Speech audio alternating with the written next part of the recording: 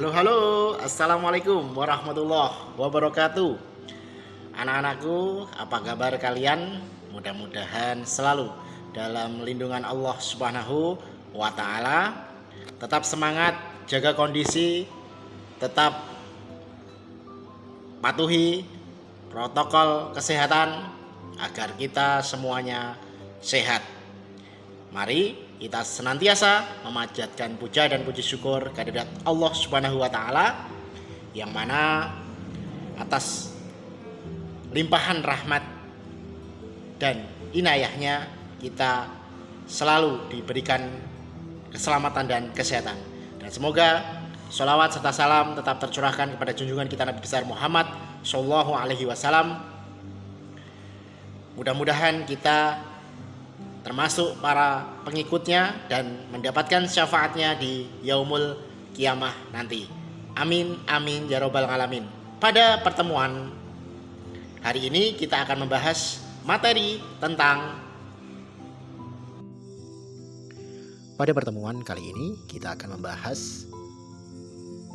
KD tentang taat pada aturan, berkompetisi dalam kebaikan, serta beretos kerja. Ada 3 subtema. Yang pertama, taat aturan. Yang kedua, kompetisi dalam kebaikan. Yang ketiga, etos kerja.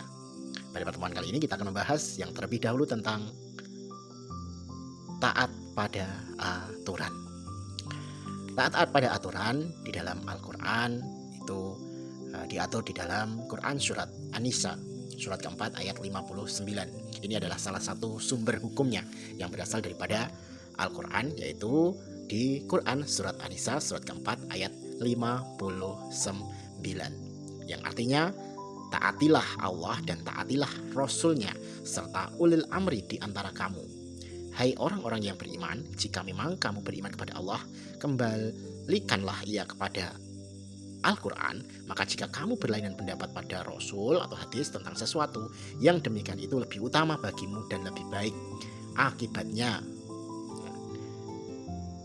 dan hari kemudian ataupun hari akhir. Ya, jadi ayat ini mengandung makna bahwasanya kita harus mentaati Allah dan Rasul serta para pemimpin kita, tentu saja pemimpin yang soleh.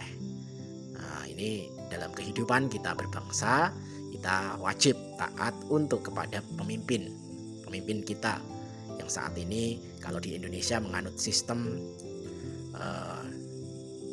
demokrasi, yaitu kita memilih pemimpin, presiden, gubernur, bupati itu berdasarkan 5 tahun sekali dalam masa jabatannya, dipilih secara langsung,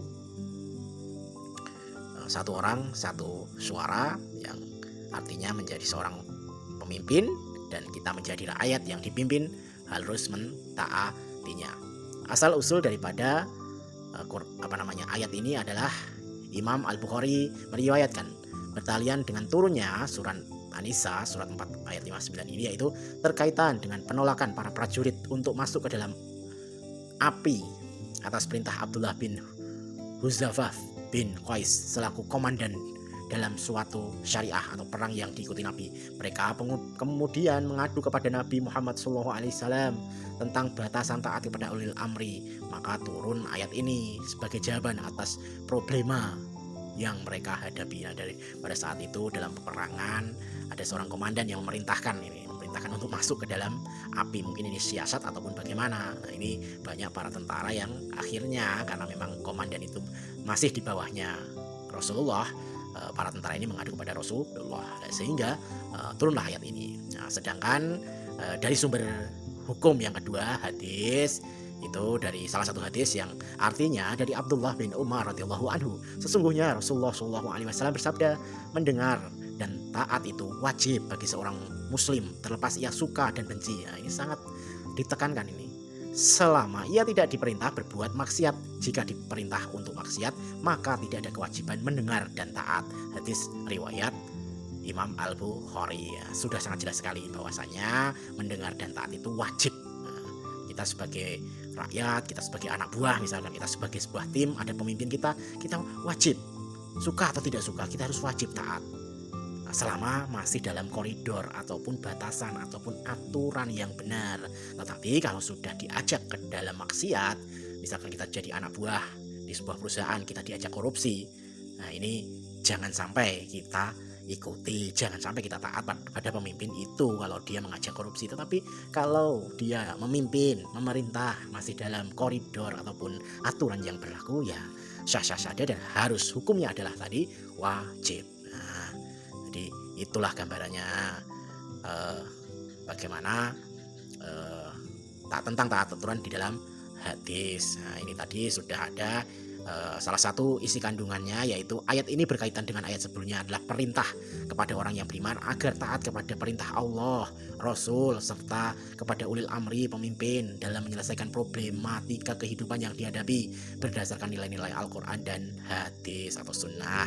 Mentaati perintah Rasulullah, baik perintah mengamalkan maupun meninggalkan larangan, karena perintahnya merupakan perwujudan dari perintah Allah Subhanahu wa Ta'ala. Mematuhi juga aturan atau ketentuan yang ditetapkan oleh pemimpin ulil amri, yaitu orang-orang yang memegang kekuasaan di antara kamu atau mereka yang berwenang menangani urusan kamu, dan dengan catatan ketaatan kepada ulil amri tersebut tidak menyalahi aturan Allah dan Rasulnya. Nah, ini sudah sangat jelas ini, karena ulil amri itu adalah jembatannya Rasulullah, pemimpin yang dipercaya, yang diberikan amanat, kita harus taat kepada mereka. Tetapi dengan tadi garis bawahi harus sesuai dengan aturan, tidak menyalahi aturan, tidak mengarahkan ke dalam kemaksiatan. Ketaatan itu meliputi taat kepada Allah, Rasul, ulil amri. Ketiga ketaatan itu tidak perlu dipertentangkan, tetapi dicari titik temunya, asalkan tidak menyalahi prinsip dan aturan yang ada. Nah, ini jangan sampai dipertentangkan. Ini sangat banyak sekali saat ini propaganda atau provokasi kita untuk membenci pemimpin. Ya kalau tidak suka ya dikritik. Saya yakin semuanya kritik membangun itu sangat diperlukan, dan saya yakin para pemimpin dalam proses dikritik untuk membangun ini pasti mau dan tidak masalah. Jika terdapat masalah yang diperselisihkan dan tidak ada kata sepakat disebabkan tidak ada petunjuk yang jelas di dalam Al-Quran dan hadis, maka penyelesaiannya dikembalikan kepada nilai-nilai dan jiwa Al-Quran dan hadis dengan menggunakan ijtihad. Nah, ini dengan kesepakatan para ulama yang ketetapan hukumnya berkaitan dengan hadis dan Al-Quran. Nah, ini adalah kesepakatan yang untuk menghadapi problematika kehidupan saat ini, atau mungkin aturan-aturan yang dulu di zaman Rasulullah belum ada, dan ini dibuat untuk demi kemaslahatan umat. Dan kita percayakan insya Allah orang-orang yang berilmu, orang-orang yang soleh itu masih banyak di sana yang siap selalu untuk menyatakan kebenaran dan membuat aturan yang benar. Kalaupun tidak ada di dalam Al-Quran dan hadis aturan tentang ketaatan itu bisa disepakati di dalam menggunakan ijtihad. Nah, yang berikutnya adalah menerapkan perilaku taat pada aturan. Taat di antara disiplin dan beragama yang baik, melaksanakan ibadah dengan tertib. Nah, ini pada anak-anakku, ini kalian sudah umur 16, 17 nih, berapa tahun sudah balik nih, dihitung ini. Jangan sampai kita sholat tiangnya agama. Sholat adalah tiangnya agama. Kalau kita tidak sholat adalah meruntuhkan agama. Ini jangan sampai kita bolong-bolong ini. Apalagi saat ini, misalkan banyak sekali waktu, jangan sampai terlena oleh kehidupan, oleh sesuatu hal yang hanya sesaat. Misalkan game, boleh bermain game, bermain internet, berselancar di dunia maya boleh, tetapi jangan sampai meninggalkan sholat. Taat pada Rasul, mengamalkan sunnah Rasul. Berpuasa sunnah, cara makan, cara minum, cara makannya pakai tangan kanan, itu ada aturannya. Cara minumnya diusahakan duduk, karena kalau berdiri itu air yang kita minum langsung turun ke bawah. Kalau sambil duduk ada sesuatu hal yang menahan air ini sehingga kita bisa sehat dan segala macam. Nah, ini jangan sampai tidurnya misalkan tengkurap, harus miring ke kanan. Kalau miring ke kiri karena ada jantung di sebelah kiri, menekan jantung berbahaya. Kalau ke kanan itu bagus, sunnah Rasul.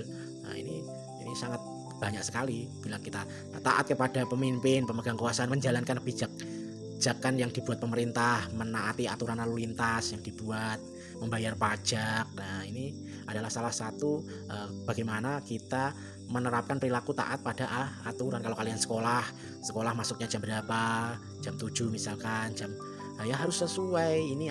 Ini adalah simulasi bagaimana kita bisa berlaku disiplin, berlaku taat, taat pada orang lain, menerima saran, masukan yang baik, tidak seenaknya sendiri kita, artinya hanya membenarkan pendapat kita sendiri, bahwa kita yang punya pendapat itu merasa paling benar. Ini tidak boleh, harus juga mau menerima pendapat daripada orang lain, taat pada diri sendiri, konsekuen terhadap keputusan yang diambil.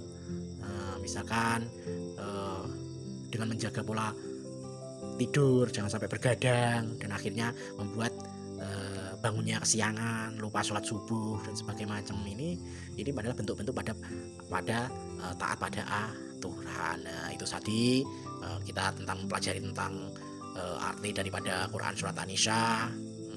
Jadi kita bisa mengetahui taat aturan itu asalnya dari mana. Ini salah satunya itu dari Al-Quran, itu dari hadis ada juga. Nah, bagaimana kandungannya sudah dijelaskan. Perilaku, menerapkan perilakunya bagaimana sudah dijelaskan panjang lebar. Nah, oleh karena itu anak-anakku, demikian subtema pada pertemuan yang pertama ini.